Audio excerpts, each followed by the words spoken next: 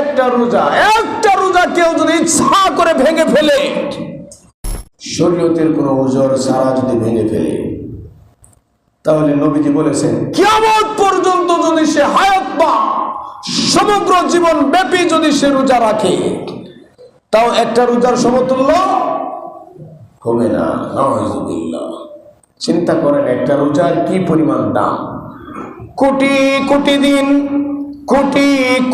দিন যদি কোনো বান্দা রোজা রাখে,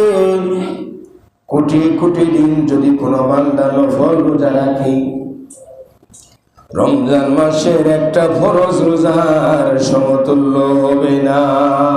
সুবহানাল্লাহ।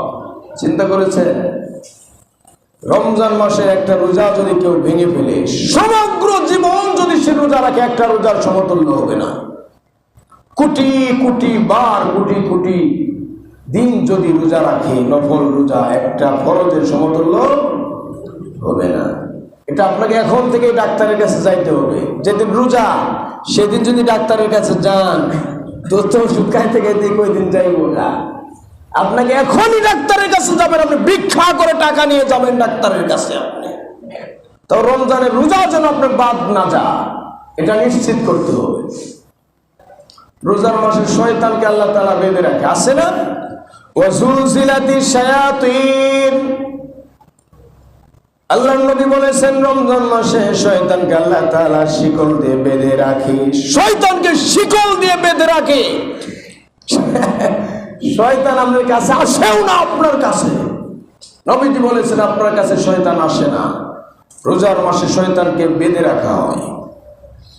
তাহলে আপনি যে রোজা রাখেন না, রোজা রেখে মানুষের সাথে ঝগড়া করেন, আপনি পায়ে পাড়া দিয়ে ঝগড়া করেন, আপনি সারাটা দিন খালি গীবত শিকায়েত নিয়ে থাকেন, কে কি করলো এই চিন্তা খালি সারাটা দিন আপনার ভিতরে ঘুরঘুর করে। শয়তানকে আল্লাহ তাআলা বেঁধে রেখেছে। তাহলে আপনার কাছে কে এসেছে? বলেন কে এসেছে?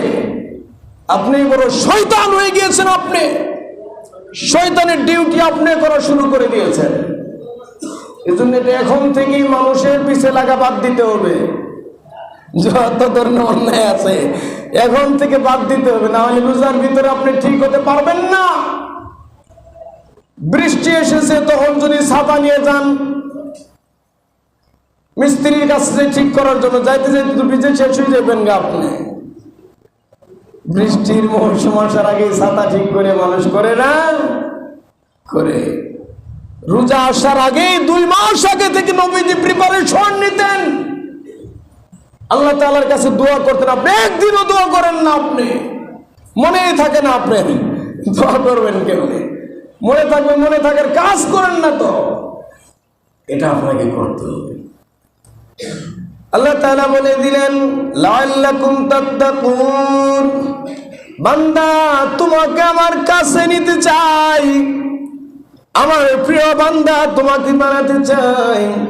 মুত্তাকি বান্দা, তোমাকে আমি বানাতে চাই।